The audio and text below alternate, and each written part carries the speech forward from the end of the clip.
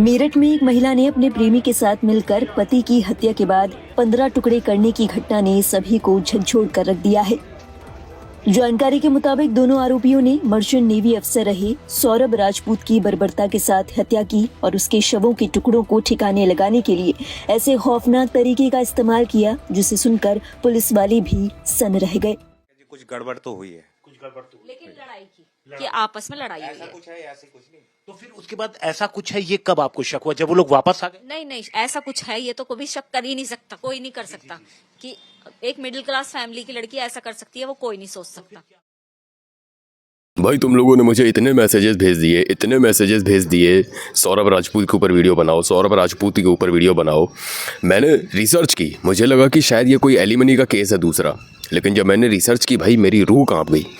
मैं देख के इतना ज़्यादा दंग रह गया। और भाई सच बताऊँ तो मैं हालत में नहीं था कि इस चीज़ के ऊपर वीडियो बनाऊँ, क्योंकि इतना भयानक क्राइम, मैं सच बता रहा हूँ भाई, बिल्कुल मैं हालत में नहीं था। खैर जिन लोगों को नहीं पता है उन्हें मैं बता देता हूँ कि सौरभ राजपूत का केस क्या है। मेरठ के रहने वाले सौरभ राजपूत एक 29 साल के मर्चेंट नेवी अधिकारी थे और उनके साथ जो हत्याकांड हुआ है उसमें उनकी वाइफ और उनकी वाइफ का लवर बॉय शामिल है। उनकी वाइफ का नाम है मुस्कान रस्तोगी और जिस लवर बॉय के चक्कर में उसने इतना बड़ा कांड किया है उसका नाम है साहिल शुक्ला।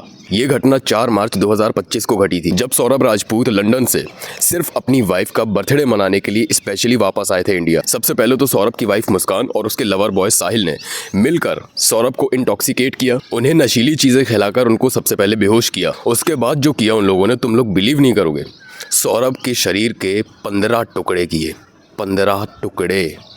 और उन टुकड़ों को ठिकाने लगाने के लिए जो इन दोनों लोगों ने किया वो भी तुम सुनकर बिलीव नहीं करोगे। एक बड़े से ड्रम में जिसमें सीमेंट भरा हुआ था, उस सीमेंट के साथ उन 15 टुकड़ों को मिक्स कर दिया ताकि किसी को पता ना चले। और ये ड्रम मेरठ के इंदिरा नगर एरिया में किसी किराए के मकान में रखा गया था। अब सौरभ की माताजी ने उनकी पत्नी मुस्कान रस्तोगी के ऊपर यह आरोप लगाया कि मुस्कान रस्तोगी के घर वालों को इस चीज की जानकारी पहले से थी, लेकिन उन्होंने पुलिस को इन्फॉर्म नहीं किया। यहाँ तक कि सबसे दिल दहला देने वाली बात कि सौरभ की बेटी को भी इस चीज के बारे में पता था, क्योंकि उसी ने कहा था कि पापा ड्रम में है। तुम सोच कर देखो, छोटी सी बेटी है उनकी, कह रही कि पापा ड्रम में है। तब पुलिस वालों को शक हुआ और उन्होंने ड्रम को पलटाया, तब उसके अंदर से जो निकला वो सौरभ के 15 टुकड़े थे। तुम ज़रा सा इमेजिन करके देखो सौरभ के पेरेंट्स के ऊपर क्या बीती होगी।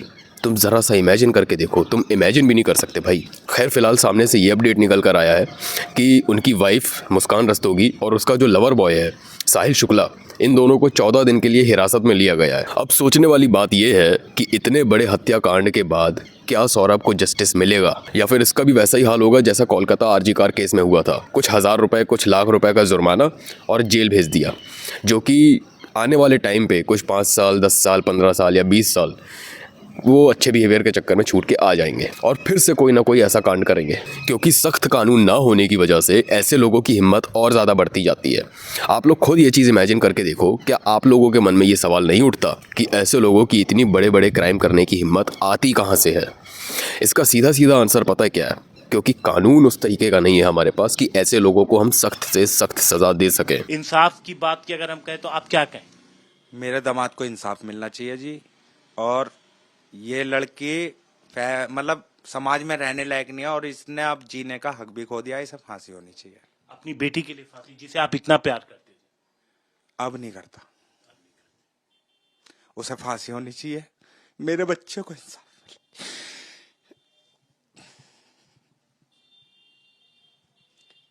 जस्टिस मिलना चाहिए। वो बहुत अच्छा था, ब्लाइंड लव करता था, एक बच्चे की मतलब उसके प्यार की कदर नहीं करी उसने, अपने मम्मी पापा तक को उसके लिए छोड़ दिया। कम से कम जो आर केसेस होते हैं और जो इस तरीके के हत्याकांड होते हैं, इनमें तो कम से कम डेथ पेनल्टी होनी चाहिए।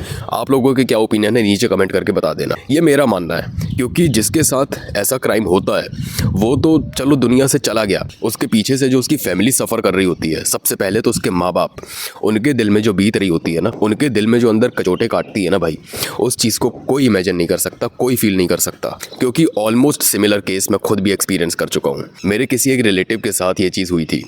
एक आदमी ने नशा करके उसको चाकू मारने की कोशिश की थी और 7 8 या 10 वार किए थे चाकू से। साफ केस था, अटेम्प्ट मर्डर का, लेकिन फिर भी आखिर में रिजल्ट क्या मिला? कॉम्प्रोमाइज कर लो, कुछ पैसों का कंपनसेशन देकर कॉम्प्रोमाइज कर लो। जब तक इस तरीके की कानून व्यवस्था हमारे देश में रहेगी तब तक इस तरीके के संगीन क्राइम्स आते रहेंगे। ठीक है, हम देश में वुमेन सेफ्टी को इतनी ज़्यादा प्रायोरिटी देते हैं, मानते हैं इस चीज़ को कि वुमेन सेफ्टी को प्रायोरिटाइज करना एक सेंसिबल और एक इंपॉर्टेंट पॉइंट है, लेकिन जो क्राइम्स अगेंस्ट मैन होते हैं उसको तो कम से कम इग्नोर नहीं कर सकते हम। इसीलिए हमारे लिए ज़रूरी है कि हम जेंडर न्यूट्रल लॉज की डिमांड करते रहें, क्योंकि जब तक जेंडर न्यूट्रल लॉज हमारे देश में नहीं आएंगे तब तक इन तरीके के जो क्रिमिनल्स होते हैं, मुस्कान रस्तोगी और ये इसका लवर बॉय साहिल शुक्ला, निकिता सिंघानिया और वो निकिता शर्मा और वो पुनीत खुराना की जो वाइफ थी, इनके जैसे दरिंदे आए दिन किसी ना किसी के साथ क्राइम्स करते रहेंगे। किसी भी देश के कानून को किसी एक जेंडर के लिए इतना ज़्यादा फेवर्ड नहीं होना चाहिए कि दूसरे जेंडर के पास अपने बचाव के लिए कोई कानूनी रास्ता बचे ही ना। मैं चाहता हूँ कि इस न्यूज़ को इतना ज़्यादा शेयर किया जाए, इतना ज़्यादा शेयर किया जाए कि सरकार के ऊपर प्रेशर बने ऐसे कानून लेकर आने का जिसमें ऐसे क्रिमिनल्स को न्यूट्रली सज़ा मिल सके।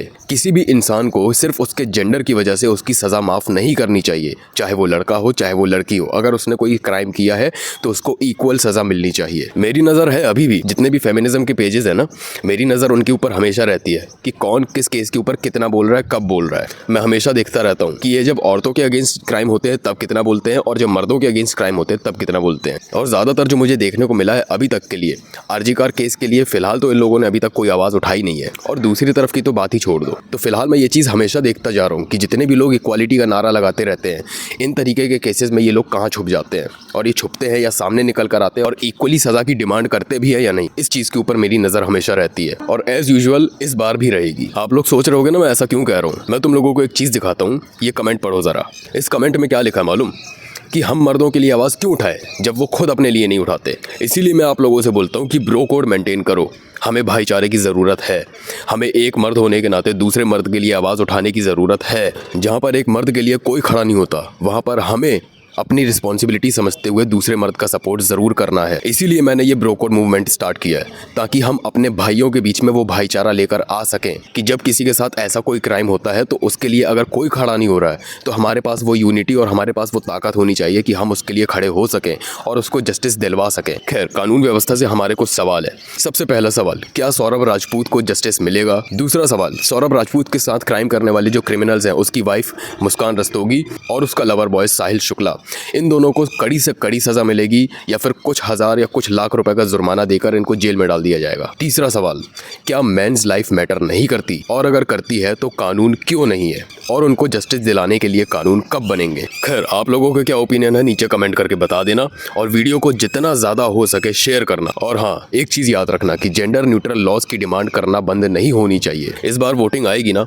वोटिंग में अपना कमाल दिखा देना है, ये चीज़ याद रखना, क्योंकि जनता से सरकार चलती है, सरकार से जनता नहीं। इसलिए इस वीडियो को दबाकर शेयर करो ताकि ऊपर बैठे लोगों के ऊपर प्रेशर बने कि इस चीज़ के ऊपर जस्टिस मिलना चाहिए। और ऐसे जब क्राइम्स होते हैं तो ऐसे क्राइम्स के लिए जेंडर न्यूट्रल लॉज बने। कोई फर्क नहीं पड़ता वीडियो पसंद आई हो या ना पसंद आई हो, बस तुम शेयर कर देना, क्योंकि मैसेज पहुंचना बहुत ज़रूरी है। इसके साथ ही अगर तुम चैनल पर नए आए थे तो चैनल को सब्सक्राइब कर लेना, और अगर तुम मुझसे 1-on-1 कोचिंग कॉल में बात करना चाहते हो तो लिंक नीचे डिस्क्रिप्शन में है, चेक कर लेना। और अगर तुमने मुझे अभी तक इंस्टाग्राम पर फॉलो नहीं किया तो जाओ फॉलो करो, ऐसे ही बढ़िया बढ़िया कंटेंट मैं वहाँ पर भी डालता रहता हूँ। और इसी तरीके के कंटेंट अगर आपको और मिलते हैं, इसी तरीके के केसेस अगर आपको और मिलते हैं तो प्लीज़ जाओ इंस्टाग्राम पर शेयर करो, या फिर मुझे मेल भी कर सकते हो। मेल आईडी भी नीचे दी हुई है डिस्क्रिप्शन में, चेक कर लेना। मैं मिलूंगा आपको नेक्स्ट वीडियो में। टिल देन मचाते रहो। कैमरा ऑन, पूरा खेल है रॉ, जो सोच भी ना सके वो करता हूँ मैं नाउ, रात दिन ग्राइंड, हाथों में माइक, मेरी कहानी लिखी जैसे छोटी कोई फाइट। हेडर्स को जवाब नहीं, बस मेरा काम बोले, मैं जंगल का शेर, तू छुपा के रखे डोले। ये रोड मेरी है, ये गेम भी मेरा, तू नाम याद रख, मैं आया हूँ जीतने। माँ बोली